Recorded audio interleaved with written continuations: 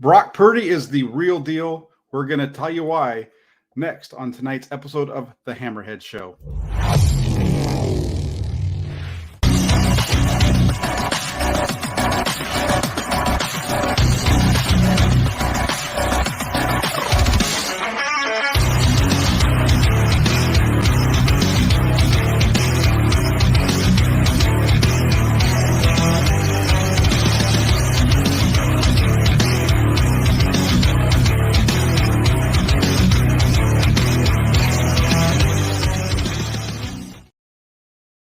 Hey everybody! It is Monday night. Oh, I almost went to. Last night was so fantastic. I almost skipped a day forward. It is Monday night, which means it is time for the Hammerhead Show. I'm Jack Hammer. With me, as always, on Monday night for the Hammerhead Show, my co-host Rob Shue. He is the sneakerhead, so that's why you get the Hammerheads. Rob, how you doing? I'm doing fantastic, Jack. I mean, it just doesn't get any better to the start of the playoffs than what we have seen to this point, my friend. It's been amazing. That big win last night, 19-12. We were talking a little bit before the show about the way that it went down for both of us, and it was. I expected it to be a close, hard-fought game. I didn't quite expect it to be quite as hard-fought as it was. It definitely was trending in the direction I didn't like for quite a bit of the first half at least. But what a game, 19-12. Were there any? What was some of your? I know you're watching it up in Oregon. What were your takeaways as you're watching that game? I'm with you that game was far closer than I expected it to be, and yet the score finished up wider than the margin I had predicted. But the way in which that game unfolded felt as if it could have gone in either direction. And I will admit that I did not understand just how fast Dallas's defense is out there on the field. They made extremely difficult work for the San Francisco offense, which had been cooking as of late. So I expected this thing to be a lot higher scoring. I thought both of the offenses would have the upper hand. I was surprised by the defenses coming out, but then not surprised by how both coaches allowed it to become sort of an old school game. Mike McCarthy is old school, and Kyle Shanahan is the son of someone who is old school. So between the two, it makes sense that they would get down to that sort of, hey, this is a tight defensive matchup. I'm not going to be the one to make that first mistake. And that comes out when Mike McCarthy punts on the other side of the 50, right? When the game is tied. It was that type of game where you just didn't want to be the team that made that mistake. And the Niners made fewer mistakes than the Dallas Cowboys, and eventually that better roster prevailed. You're muted, my friend. Here, I agree with you. It was an old school game, and just the way that this thing went back and forth. And I agree with you mostly about the speed of the Dallas defense. That was my big takeaway at halftime was these guys are fast. And they were really giving the 49ers offensive line trouble. That's why the running game just wasn't there in the first half, was that offensive line was really struggling with the speed off the edge. It just seemed like that's what was happening to them. And the first half, they just couldn't get it going. The passing game was rough. Purdy was pretty good when he was able to have time to set his feet and throw the ball. But for a lot of it, he had a lot of pressure on him. And I think for the first time we saw him react to the pressure, even sometimes when there wasn't pressure, by not throwing the ball when guys were open. But the big takeaway with Purdy's performance, I think, is that he got it done. And that's what the offense, the team as a whole. Look at the way that this game went down. The 49ers defense they got a break a little bit there with the injury to Tony Pollard. But, man, that defense was stout. And they made big plays when they needed to be made. They absolutely did. And I saw a comment in there that brings up something that I feel like is a trend, where a lot of people are talking about how Dallas didn't perform and how Dak screwed up. Even if you look at the story that the Dallas Cowboys tweeted out on their own Twitter feed, it was a negative headline. It was like, Dak Prescott tosses 2 interceptions in a game that could have been won if not for mistakes by the Cowboys. It was terrible in that regard. I loved Robert Griffin III's reaction to that on Twitter with one of those memes that was like, you put this out to the whole internet? Like, it was not something that the team should be putting out about their own starting quarterback. And that completely fails to recognize just how special both of these defenses were, right? It was a defensive matchups it was a defensive matchup wherein the defenses forced those offenses to look the way that they did on both sides of the ball. Obviously impacted for Dallas with those couple of turnovers, obviously impacted for the 49ers as well. Brock Purdy having his first non-dual touchdown game. Yeah, and I think this was the comment you were talking about, Bobby Myra, Yes. Jack and Rob. I watched Sports Center and First Take today, and all they kept talking about was how Dallas failed. They hardly said anything about the Niners took it from them. And yeah, I agree with you here, Bobby. I think the 49ers did take it from them. Yeah, Dak Prescott missed some throws and what have you, but the interception by Fred Warner set up by Jimmy Ward, that was a heck of a play on Jimmy Ward's part. Jimmy Ward should have had the pick himself, and then the other one was a bad throw. Yeah, Prescott missed some throws. Brock Purdy missed just as many throws. This was a game in which both teams struggled. Think about it. Also, Dallas scored 12 points in the game. 3 of those was because of a fumble on a punt return. So it's not like the 49ers didn't make mistakes and give them opportunities to score too. So, at the end of the day, these guys, I think the 49ers did, I agree with Bobby that the 49ers took it from them. The 49ers in the second half, especially in the end of midway through the third quarter, just kind of started to take the air out of the sails of the Cowboys. I got that run game going, and they said we're ready to play 49er football now, and just took it to them in the second half. Man, that fumble by Ray McCloud was like my worst nightmare realized. It had been the fear in the back of my mind about Ray since we signed him. And I was like, no, my fear is going to be realized against the Dallas Cowboys in the divisional round, and it might cost us the game. And yet he just comes back and redeems himself the next play. And I love this squad for that fact that they feel as though they're willing to take that personal accountability and be the ones to step up and then make something happen as well. I was uncomfortable as people started tweeting and mentioning the infamous game of 11 years ago. I'm not even going to say the name associated with it. That made me very uneasy hearing that said. I'll tell you, I won't say his name either, but that game that you're talking about, I remember ending up on the floor in my kitchen the second time the ball hit the ground because I knew what the outcome was. And it wasn't like I fell to the floor, hurt myself or anything like that. But I was just like, oh my gosh, I can't believe what I just saw. Yeah. And I didn't have that feeling last night. I mean, it was the worst feeling that, in terms of, because like you said, that was an issue for McLeod, but I think that's the first time he's fumbled on a return this season. It is. Came at the worst possible time. But at the 21-yard line, and the 49ers defense, though, they did what they had to do. They got a nice hold right there. You only get 3 points. That leads us a little bit into what Raphael 5629ers, who is a member of the toolbox here, he said, what's your thoughts on Fred Warner? And I'll start off on this one. I thought Fred Warner showed last night why he's an all-pro. He was all over the field, led the 49ers in tackles, had a couple tackles for loss, a couple of good run stops. The interception, like I said, Jimmy Ward should have made the interception. The reason it goes to Warner, though, is because Warner is in the right spot at the right time, and that's why he gets the ball. But the play that he made down the middle of the field to CeeDee Lamb, that's stuff I don't think very many linebackers can do. It's not like he was running stride for stride with him in terms of like lining up right in front of him running. He took a nice, a good hard angle across, got right on him, and was in perfect spot. And if he wasn't running as hard as he could just to get there, he might have been able to come up with the interception. It's wild. I mean, Fred Warner is such a mix. He's such a hybrid that he leads the team in tackles and is able to run along with CeeDee Lamb. It's the ability to do both that is so staggering, right? You can have a speedy middle linebacker. You can have someone that's a run stopper, that's a tackling machine.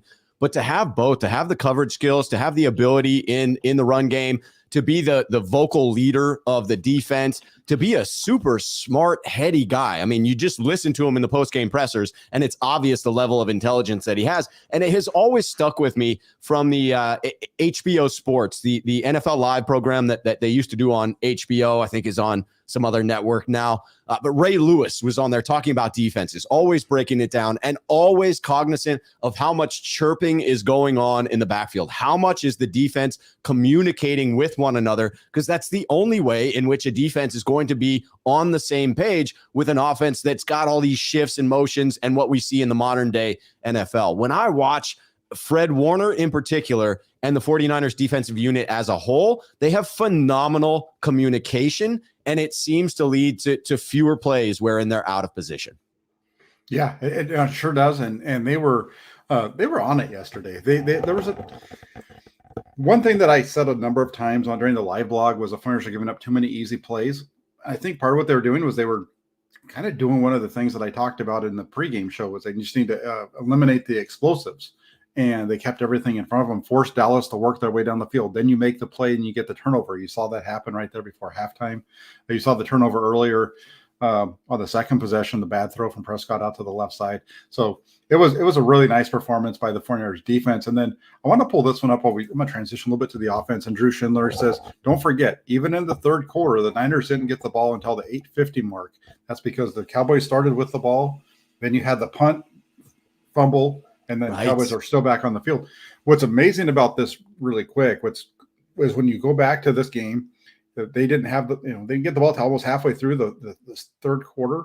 It showed that right there shows how dominant the 49ers were in the second half because they had the ball for over 13 minutes of the second half. They had the ball not 13 minutes, over 16 minutes, excuse me. Wow. Because they finished the game with 32 minutes of roughly 32 minutes of time of possession.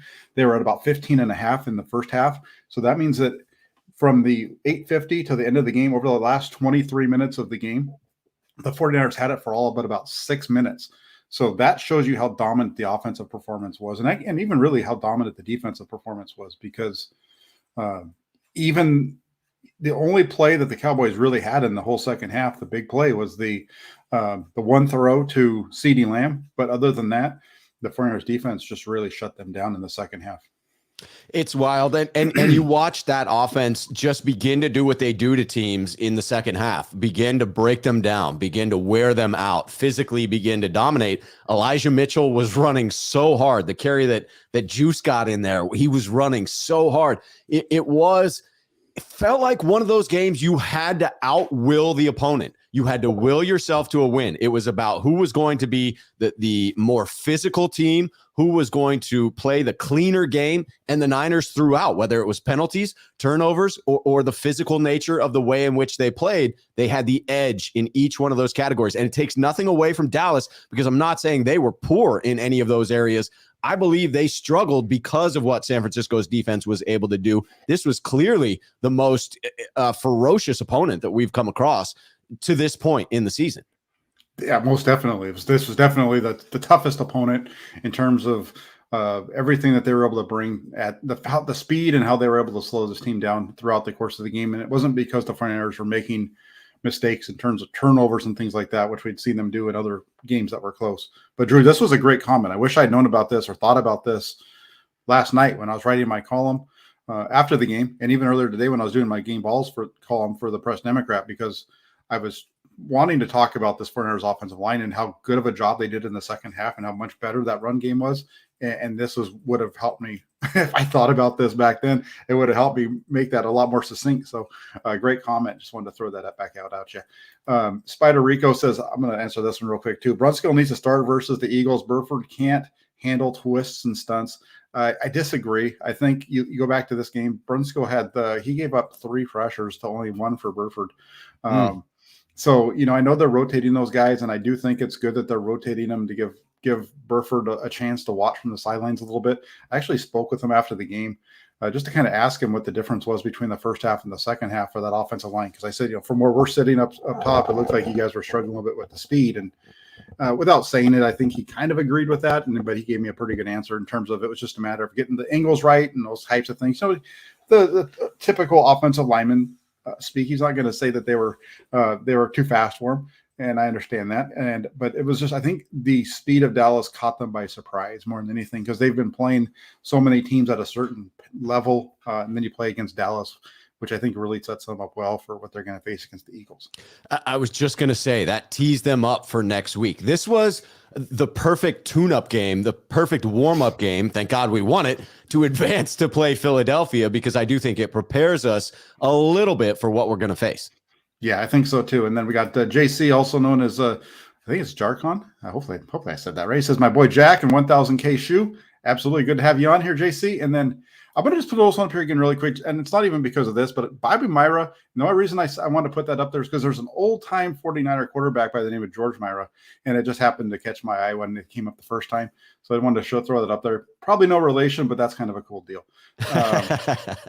JC says that Philly has a deeper defense, more players, but I think Dallas plays faster. Curious to know what's harder to face. I agree with you. I think there's a lot of similarities between these two. And when we get into our like kind of quick look ahead to Philly, I haven't really watched enough of them to be able to be super spot on with everything, but just in the analysis that I've seen people given, I think this is going to be a really good test for the 49ers offensive line. It's going to be a really good test for the quarterback and the running game. I think the 49ers can run the ball. They're going to find some success. I'm looking forward to seeing how this defense handles that quarterback, though. Just to this point of depth, even in the game against Dallas, I feel like the outcome may have shifted when you had Tony Pollard going down, and then you had the defensive tackle on the other side of the ball going down for Dallas. Both of those were pretty key injuries for them, and this game was tight enough that had they not gone down, things could have gone differently. Yeah, that was the biggest piece of the game in a lot of ways, because that changed the way that what the 49ers had to deal with, and you didn't have a good receiver. Ezekiel Elliott, he's just not the same guy anymore. He doesn't have that breakaway speed. He's not a threat. The 49ers shut the running game down. Dallas only had 19 yards after the first half. That is a big story of the game. I said before the game, put this game on Dak Prescott's shoulders and you're going to win. That's what happened. And when Dak Prescott needed to make a play for the Cowboys in the second half, he was 10 of 20 before that final goofy play put him over the 50% mark. So that shows you really what his numbers were. He was 10 of 20.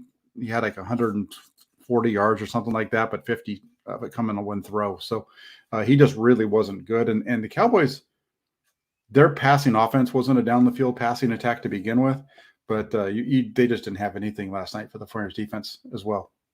Yeah, absolutely. And they just didn't lean into the run as I expected them to. I think they finished with something around the neighborhood of 22 carries. Obviously, that speaks to not being able to sustain drives, but I honestly expected them to lean into the run more early, and they didn't. Once Pollard went down, they seemed to get away from it in its entirety. Some of that is understandable, but I think when you look back at the stat sheet, if you're Dallas, you're regretting not having given the ball to your backs a few extra times. No, I think what happened there was that the 49ers defense, once Pollard was out, they just didn't have it. They just couldn't get the running game wasn't giving them anything. And so they were finding themselves in those third and longs. And it was like we just pointed out a minute ago with that stat, about how the 49ers didn't get the ball till there was 8:50 to go in the third quarter. Well, you force them, you hold them right there to a field goal. So the game's tied. You go down and you score. They ran out of time because the 49ers just controlled the ball. They kicked the field goal to pull within 4, and then the 49ers just bleed 8 minutes of clock off that game. Just a great rushing. We talked about the struggles of the offensive line in the first half. That offensive line really played well in the second half. I think Kyle Shanahan changed up a little bit what he was doing in the run game as well in terms of the way that they were going at them, and was a little bit more direct instead of so much zone. And in doing so, they were able to get on top of the Cowboys and kind of negate that speed. When you have a team that's as fast as the Cowboys were playing yesterday and you're running zone, that takes advantage of their speed, right? If you start punching them in the mouth, they don't have that speed advantage anymore. So now it becomes a big physical matchup. And if you can push some people around, get some double teams like they were doing on a couple of runs where you get, multiple guys on one, it just really opens it up. And we saw some big plays as a result. Absolutely. And I like Greg's comment here. We talked about this just a minute ago, I think. He said, Rob and Jack, do you guys think this Dallas game will carry over to the Eagles game? Love both of your shows. Thank you, Greg. Thank you lots. What do you think? I do believe it will bleed over in that the 49ers are going to come in and play Philadelphia in the same physical manner with which they played Dallas. And I believe Philly's going to be ready for that. So yes, in that fashion, I believe it will. I don't expect to see quite the same defensive output from this game. I'll be shocked if we're able to hold Philadelphia to the teens as far as scoring. And I also will be surprised if we can't get our run game going in this one. So I think they will play out differently, but the physicality from the last matchup should pull forward. I agree. I agree. And then Raphael 5629ers, he says, will the 49ers activate Drake Jackson? And I would say, based on what they've been doing over the last portion of the year here, the answer to that's going to be no. They expect to have a run heavy game plan against Philadelphia. I would expect, just like we saw against Dallas, just like they were expecting in a couple of other games in the latter part of the season when Drake Jackson was inactive. I think that's part of the reason why he hasn't been active, is because he's not necessarily that player that they need against the run right now. And so that's why he's finding himself inactive. So I would expect him not to be among the active players on Sunday in Philadelphia. Yeah, that makes sense to me as well. The only thing it would seem worth monitoring is the oblique injury for Charles Omenihu, but I don't know. He's such a tweener that I don't know if they would activate a D tackle if he couldn't go. Would probably depend on the game plan, and it doesn't seem serious. It seems like he will be able to play. That's how I'm interpreting Coach Shanahan's language around the injuries.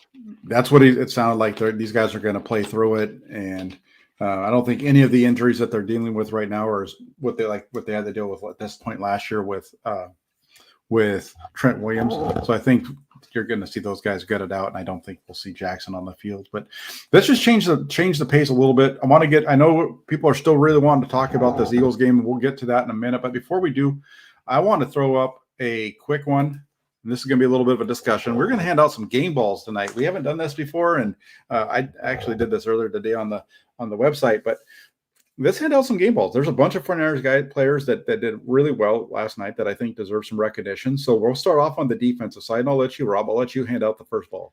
I'm going, these are going to be somewhat obvious, but this one was early on, so it's got to be the first one for me. Diamador Lenore, man, answering the bell. His vertical leap on that interception at the beginning of the game was insane. As he was coming forward, running towards the ball, I thought, you fool, you are outrunning. There's no way you're going to get up to that. And then he did, and I was like, okay, so who's the fool in this equation? I'm the fool in this equation for doubting Diamador Lenore and his 40-inch vertical. That man got up and yanked that out of the sky. And that set the tone, because you have to imagine Dallas came in thinking, we're picking on Diamador Lenore, because your other choice is Mooney Ward, Jimmy Ward. Like, no, thank you. I will try the weakest link. And guess what happened? And I love his swagger, the way in which he's not afraid to chirp a little bit. I saw Richard Sherman had posted on Twitter prior to the game that his keys to the game were, how will Diamador Lenore perform? And Diamador, after getting back into the locker room, responds to that and talks about how, hey, man, I just listened to what you said. Don't overcomplicate it. Don't make it bigger than it is, implying that it's just football. And from that point on, he's been picking off those passes. And I love it. I love that he is, even in this big moment, able to set that aside and just play ball, because that's what you need to do. If you have that mentality, then moments like the Super Bowl and things like that, they don't faze you quite the same, because it's just about playing football, the same game you've been playing on the same size field since you were a little kid. Yeah, I think this is I agree with you. I have Diamador Lenore as one as well. The thing real quick, I wanted, Dabuda says, Rob, what did I tell you about Lenore? He said the same thing to me. I'll tell you what I said. I said that when everybody was ripping on Diamador Lenore after the Raider game, that they needed to chill out a little bit, because Lenore had been playing at a pretty high level, not that far off of what Charvarius Ward had in terms of the passer rating allowed. Since I said that and everybody got mad at me, he's gone out in two postseason games, last week against Seattle and this week against the Cowboys, and come up with two big interceptions that have led to points. The one against the Cowboys led to points, and that was against Seattle led to points in the second half. And that pick off early on and that throw to Michael Gallup along the Cowboy sideline led to the first points of the game. And I know Lenore gave up the big shot later on. Wasn't a touchdown though. And Charvarius Ward gave up a big one last week. So, I don't know if there's a huge discrepancy between the way these two guys are playing. I think Ward's a little bit better at the catch point than Lenore, but I don't think there's quite as much difference as people want to make it out to be.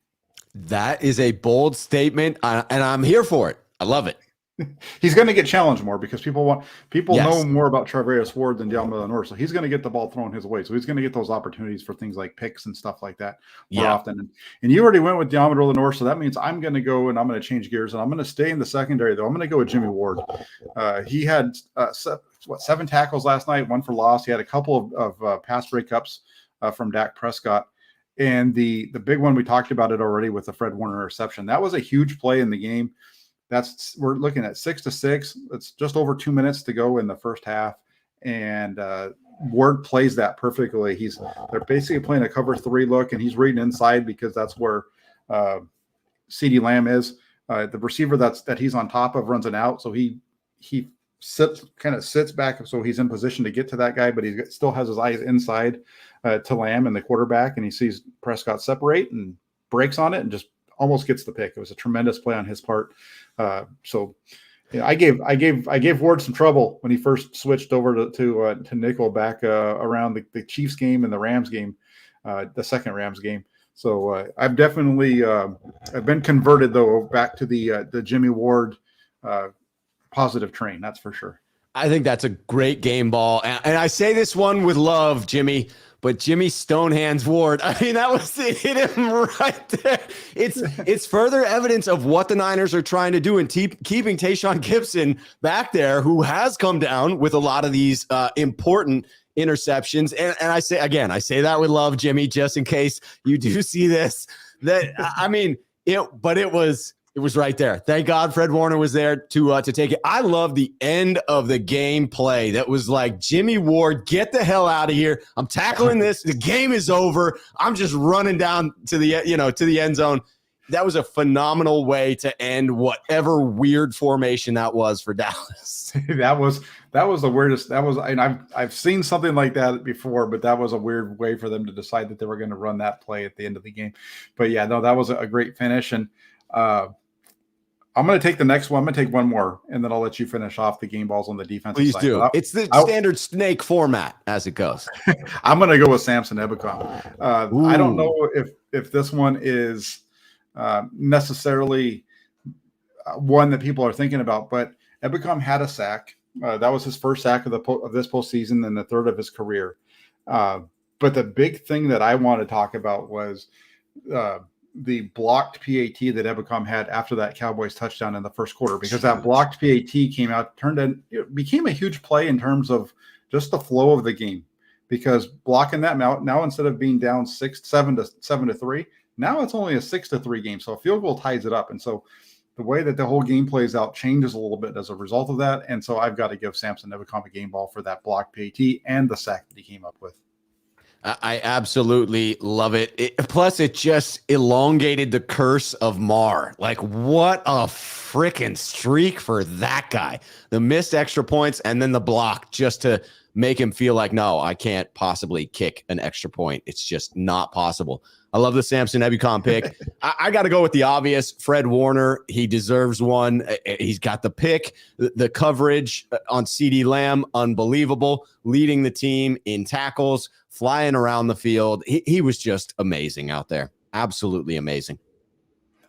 You said Fred Warner there? Or were you talking Fred about Warner? Yes, sir.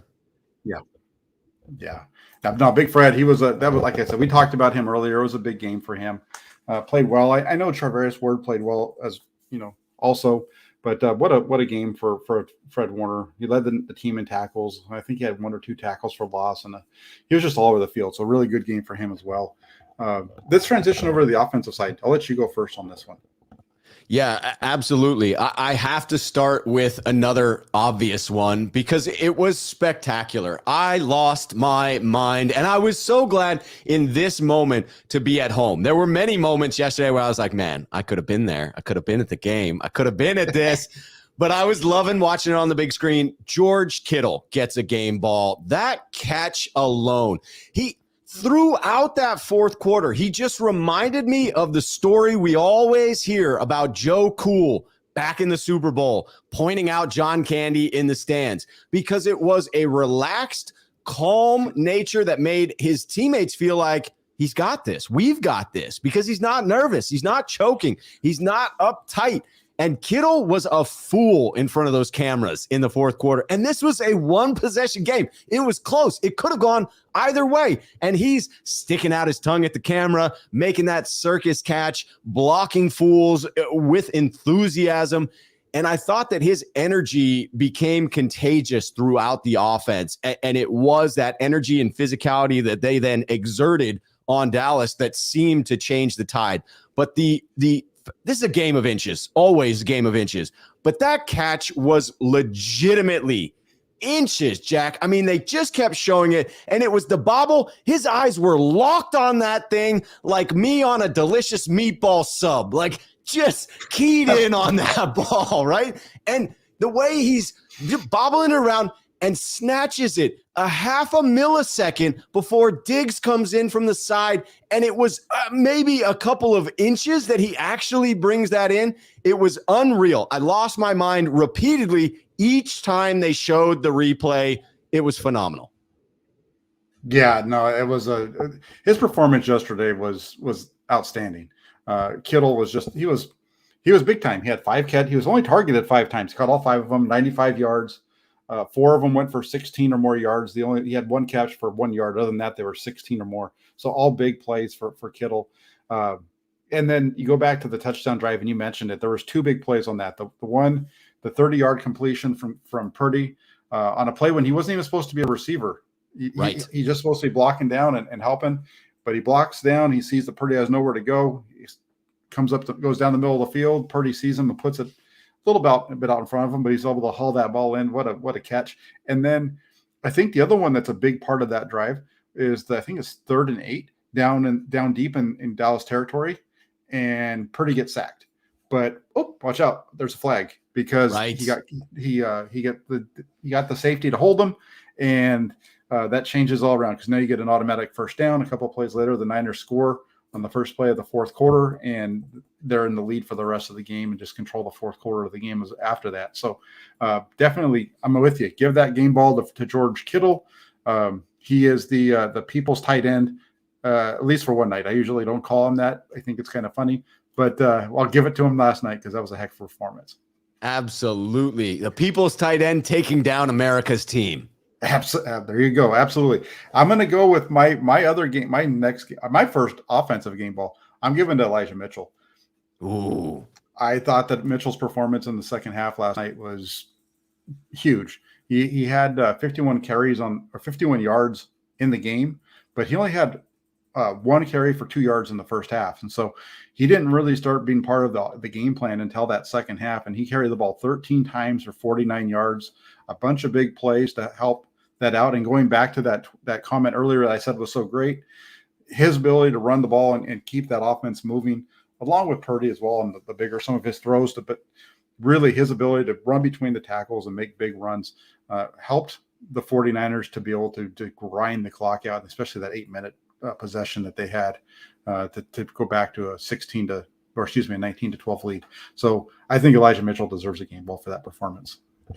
I do too. And I wasn't pleased with not to say there were a lot of shots lobbed at him, but a lot of criticism for not going out of bounds on the last play. And yes, that was a mistake. However, the first thing that needed to happen on that play was getting the first down. And so you have to recognize that he ran successfully in getting that first down. So job 1 accomplished. It's nice on top of that to then get down in bounds. When you look at the replay from certain angles, you see that his momentum legitimately carried him out of bounds. It wasn't a conscious decision. It felt like he was out of bounds before he realized that he was there. And so I'm not going to fault him too much for it. I agree with you on that one, that he deserves a game ball.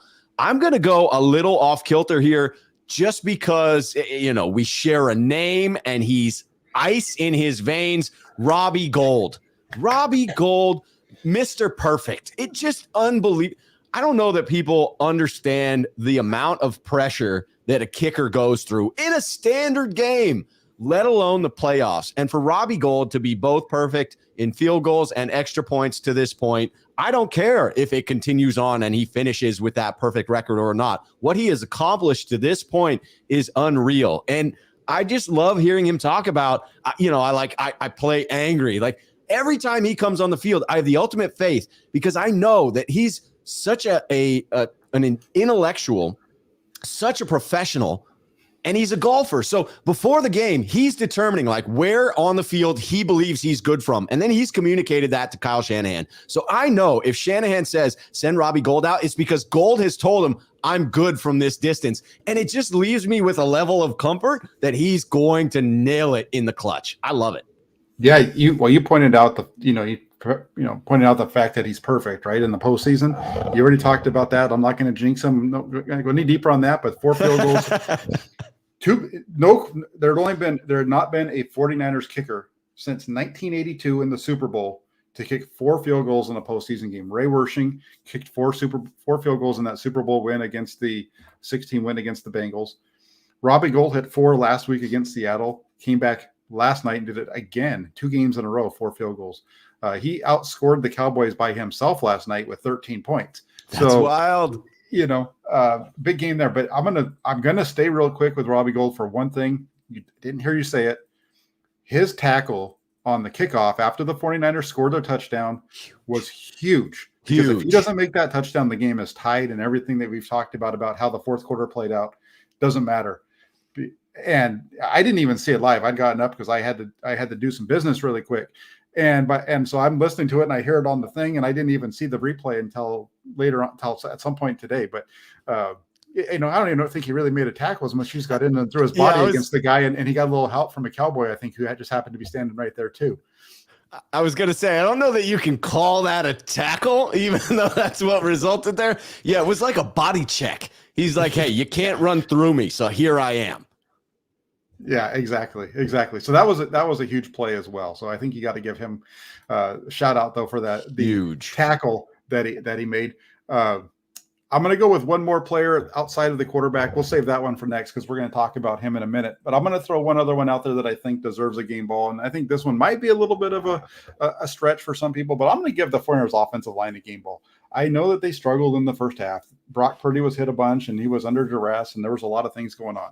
But the way that they performed in the second half and the way they figured their game out, I think it deserves a game ball because of the second half performance was so much better, and that's when they went out there and they just took the game away from Dallas. So I'm giving a game ball to the 49ers offensive line, not one of them, but the entire offensive line for their performance, specifically in the second half of this game. I love it. I mean, you're talking about a team that was second in the league in sacks or pressures or sack efficiency, whatever metric is measuring that, right behind Philly. They only sacked Brock Purdy twice in this one, and it was a physical defensive matchup. So I agree.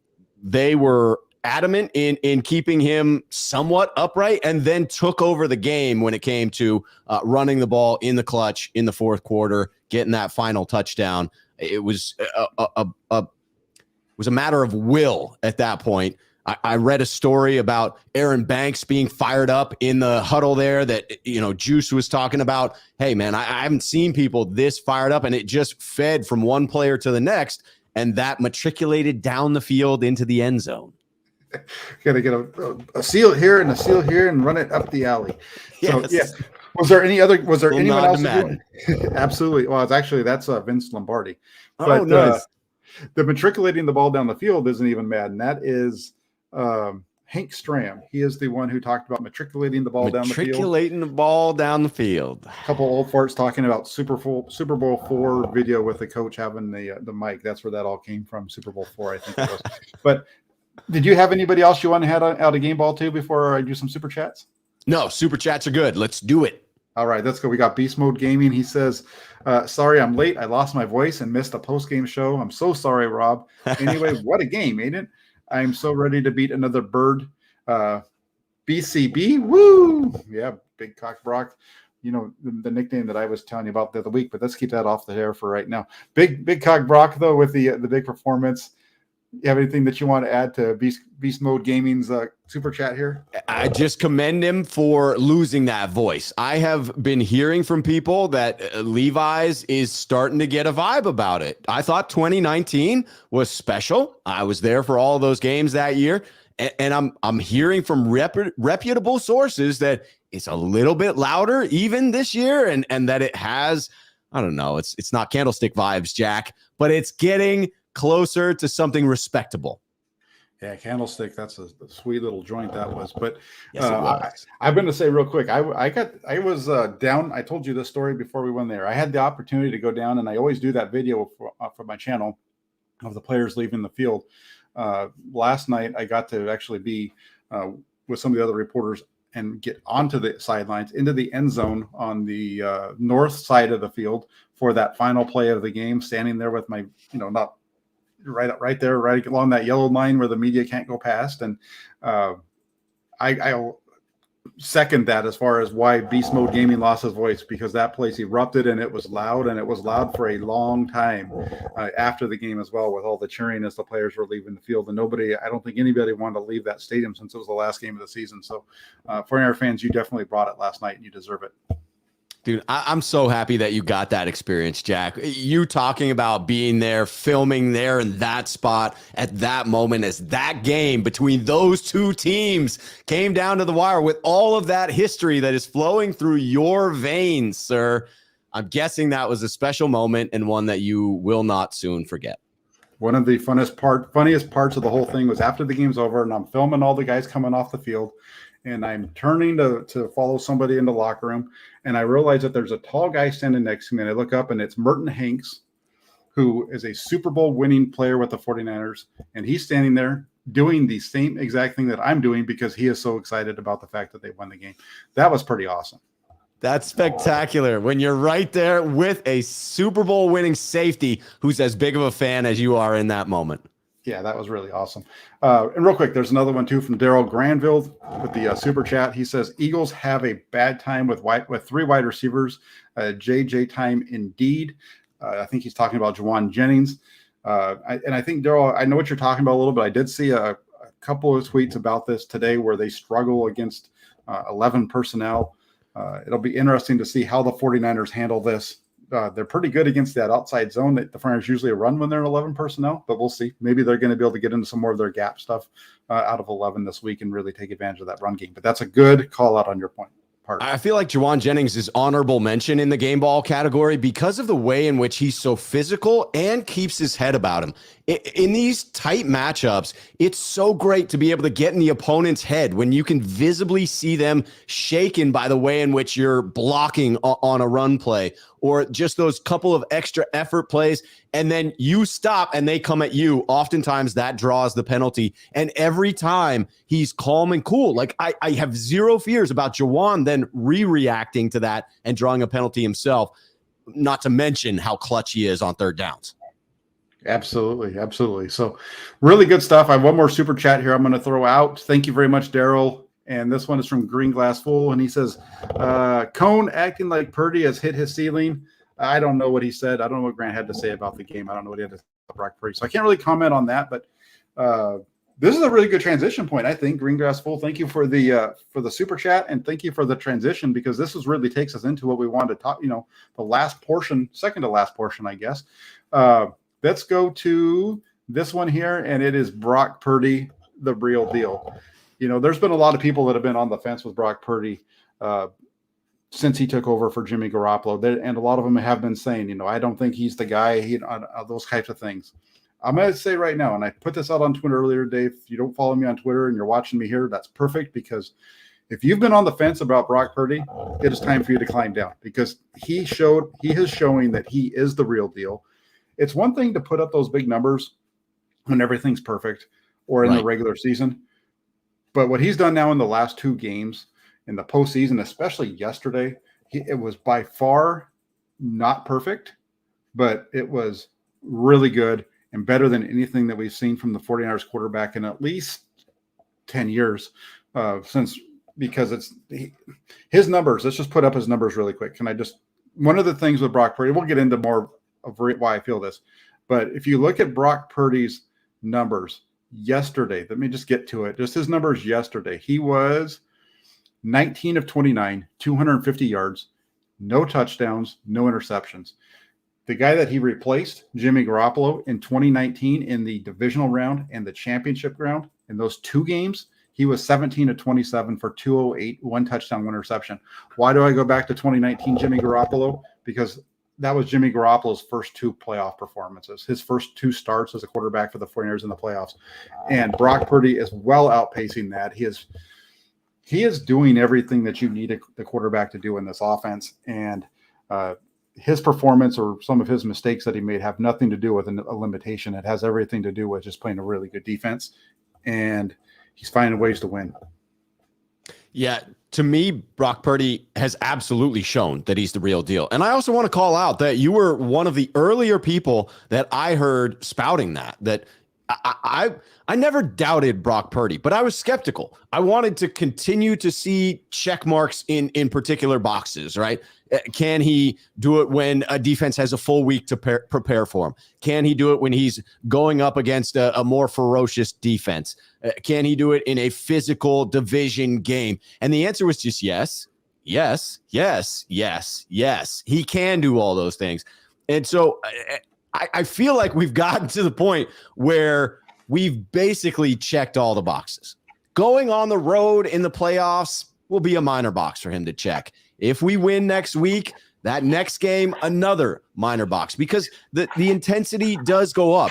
But going back to the comments that I was reading earlier in an article from the lineman and Kyle Juszczyk on one of those last drives where they all came together, and it was Aaron Banks saying, hey, we got to do it right now. And Debo was saying, everything we got right now, doesn't matter what it takes, we're going to win this. That felt like the moment where everyone was like getting hyped.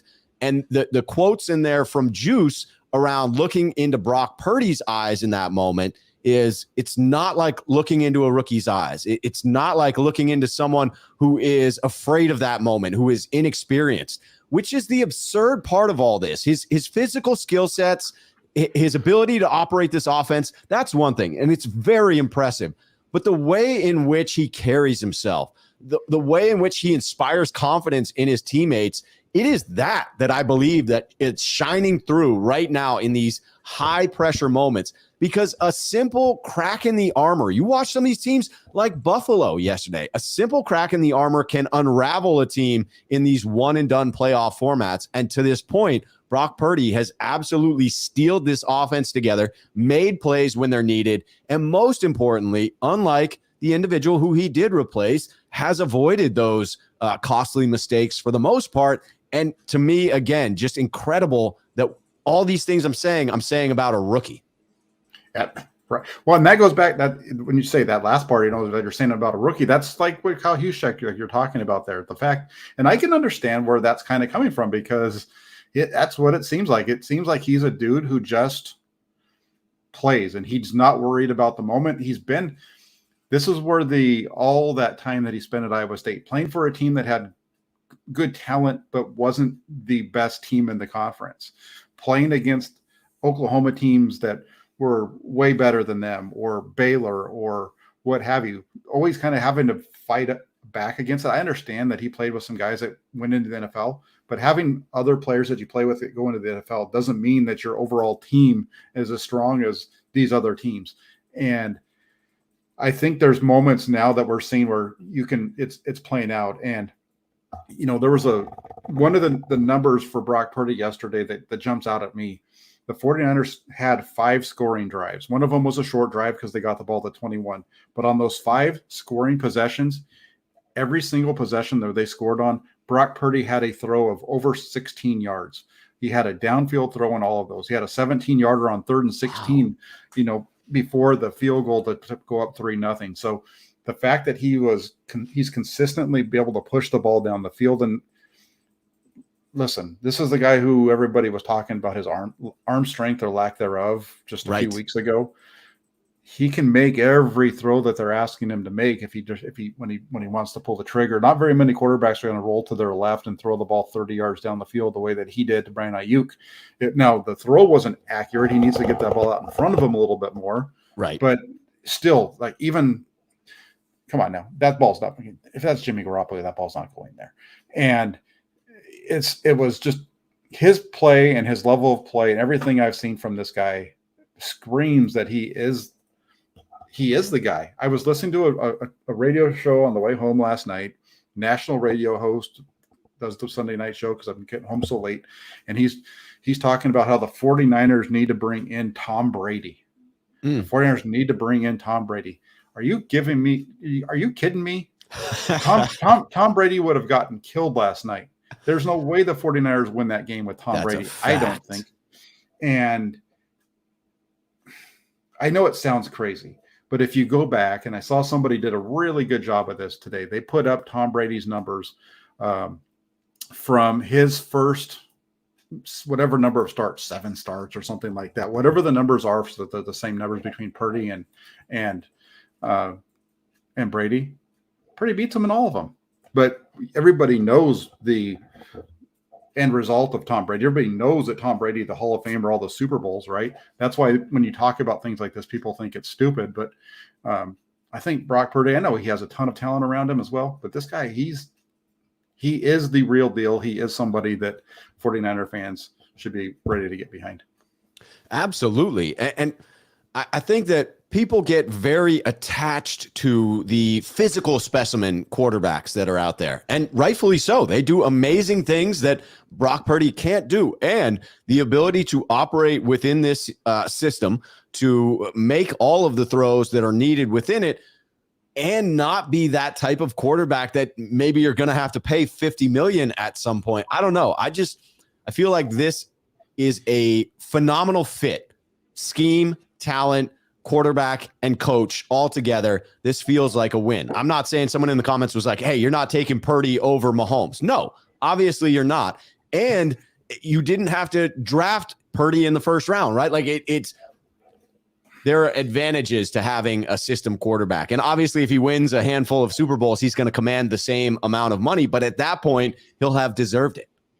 Yeah, absolutely. And there's a couple other things that I want to put out here really quick in terms of just numbers wise, and I'll get into them. But this is one that I put out last night. I was trying to come up with an angle on the Brock Purdy thing in terms of his performance last night. And just looking at his numbers in the second half last night, he was 7-10. I was like, wait, he was 7-10. I knew what his numbers were the week before that. He was 9-11. I said, holy snot, let me look at this for a minute. And just think about Jimmy Garoppolo for a second. Think about really any quarterback in the second half of a playoff game. Think about the fact that Brock Purdy and the 49ers were trailing Seattle, and they were only up by 3 against Dallas. Actually, the game was tied by the time Brock Purdy touched the ball for the first time in the second half against Dallas.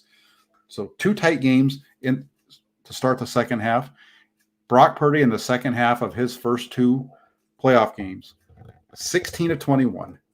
270 yards, 2 touchdowns, no interceptions, a quarterback rating of 149.9, when perfect is 158. That's how good this guy's been when it's mattered in the clutch. And again, this is why I say what it says there on the bottom of the screen. This guy is the real deal. When he does not falter, he does not waver when the times get tough. Yeah. And I don't think that people understand. I think there are people out there who may not have truly experienced a moment in their life where they needed a leader to be there, and the importance that some of those characteristics. It's why people inexplicably love Jimmy Garoppolo as much as they do, with all of the mistakes, right? It's why his teammates are so in love with the guy, is that leadership quality that he has. And what is very clear to me about Brock Purdy is he has that intangible. You can hear it when all the other players speak about him. Just listen to Trent Williams talk about Brock Purdy. He does not layer on his compliments lightly. No, they don't. And it's really good what he's doing. It's amazing. We'll find out. Here's the thing. We're going to find out if he can make history, because there has never been a rookie quarterback get past this next step that he has to get past.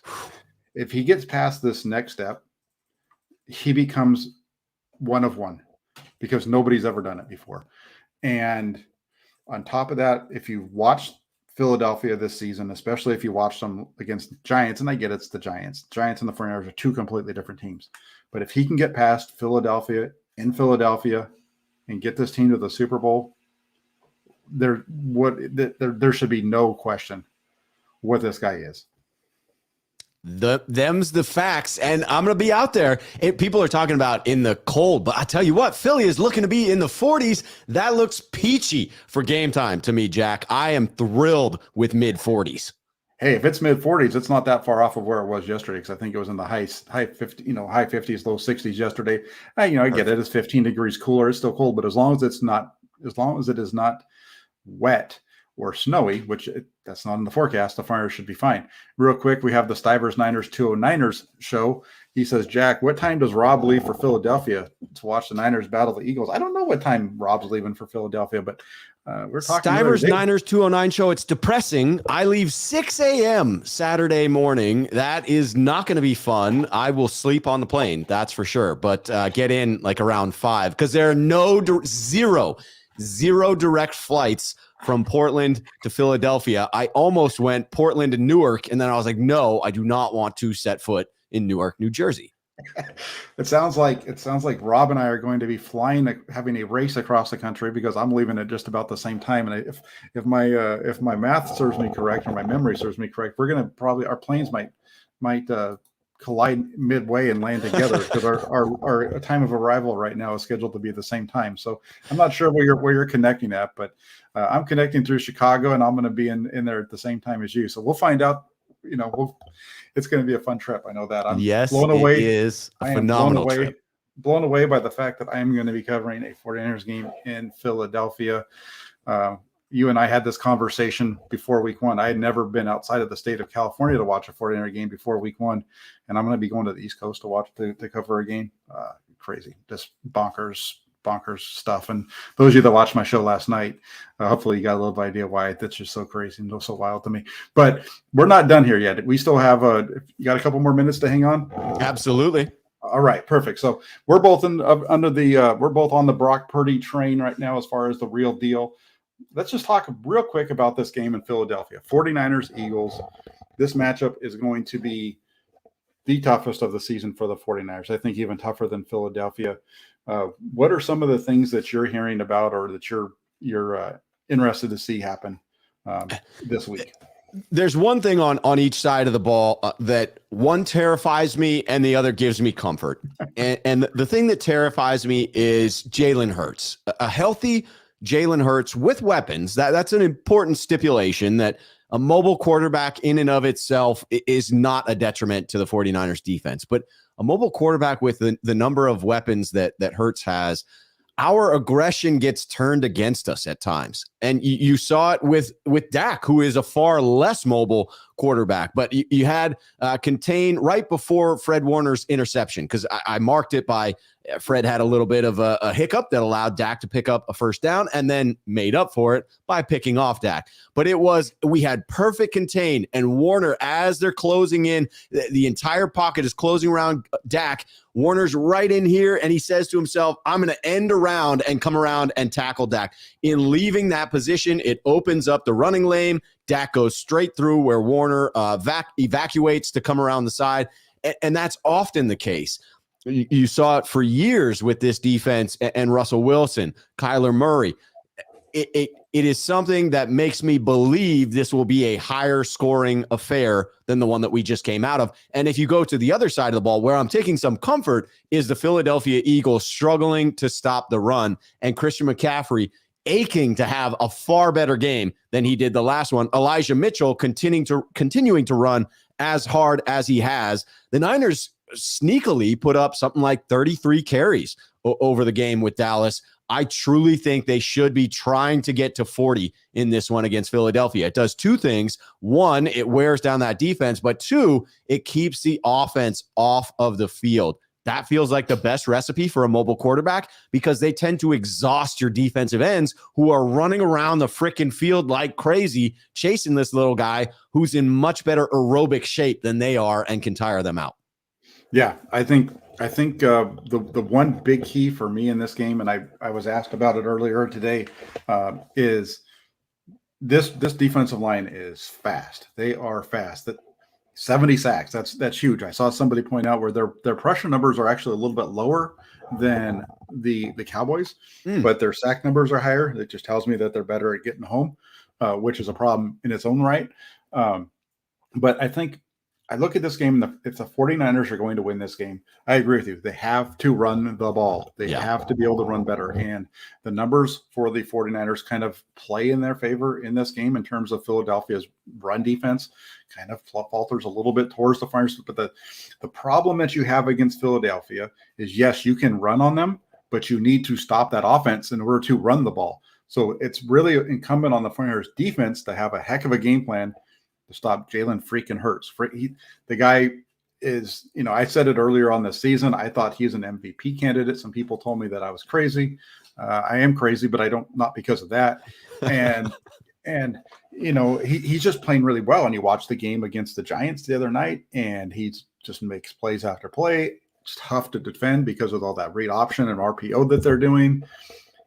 The one thing that I will say really quick, I went back and I just looked at some of the numbers against, for example, the Cowboys, because we just saw how good this Cowboy defense is.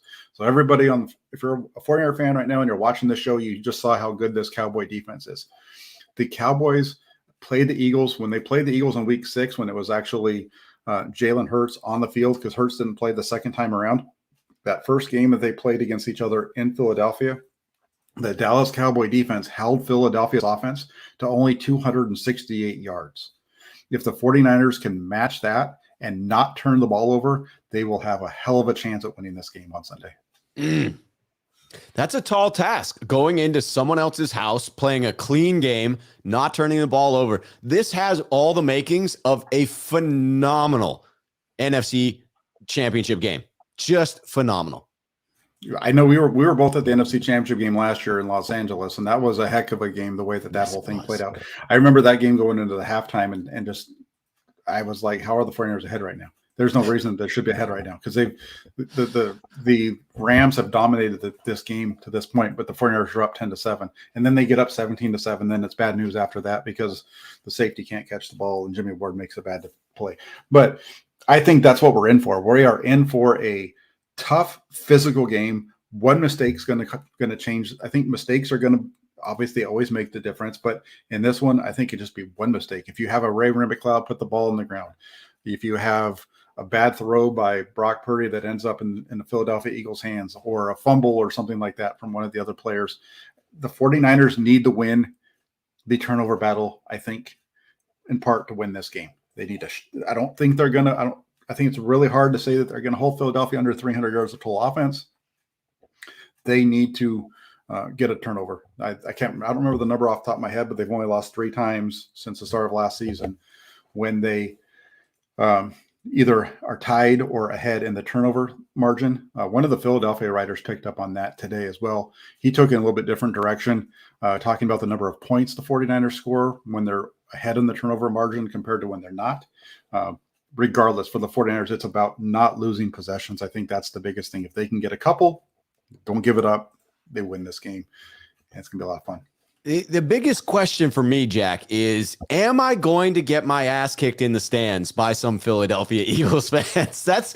Or on the way to the game. I hear it's a very nasty place, and I'm going to be head to toe Niner gear. So that will be one of the big keys to the game. Does Rob end up in the jail below Philadelphia Stadium, or is he good throughout?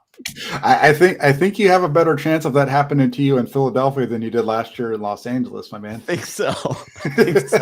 People are a little more diehard in Philly than they are in LA. A little bit of fair weather fans down there in Los Angeles. Yeah, I heard the Philly fans, they wanted to tailgate so bad, but the Eagles would not open up the parking lot to tailgating until 3:00. So what they did is there was a game being played at the arena next door, and that for their lacrosse team. So all the a bunch of Philadelphia fans bought tickets to the lacrosse game so they could park in that parking lot and start their tailgate party at like noon instead of having to wait until 3:00. So no, we're in for it. I think it's going to be a trip, because it's going to be 3:30 in the afternoon, and those Philadelphia fans are going to be well lubricated by the time that game kicks off. I am on it, man. There's no better in checking off stadiums, no better time to do it than in the playoffs, man. What a memorable experience. I look back on going out to Carolina, going out to Green Bay. Some of these are just memories that I will never let die. Yeah, I'm going to make one last point really quick. I talked about this turnover margin. Brock Purdy has not turned the ball over yet. You know, Brock Purdy's gone more games in his first 2 starts as a starting quarterback for the Flyers. He has fewer turnovers. He has more games, Brock Purdy has more games as the starting quarterback in the postseason for the 49ers without a turnover than Jimmy Garoppolo. That's wild. He's only played 2 games. Jimmy Garoppolo turnover in 5 out of 6. So enough of beating up poor Jimmy. Again, Brock Purdy's the real deal. Philadelphia is up next for the 49ers. Rob, what do you got coming up on your channel? I will be going on with Randon tomorrow night, looking to do that at 7:30 Pacific Standard Time, Tuesday, a special Tuesday between two beards. Awesome. So make sure you guys get over. All Rob's information is in the description below. It's got his YouTube channel. If you're trying to find it, just search at Rob Shoe. If you guys can do me a favor before you head out tonight, hit that like button. And also because the like button is the biggest thing. Hit that like button because that helps amplify the signal, gets this thing out in front of more folks. Also hit the subscribe button when you do hit the bell notification. And then also get the flyers.pressdemocrat.com. Those are the guys that help me to be able to go and cover the games for you.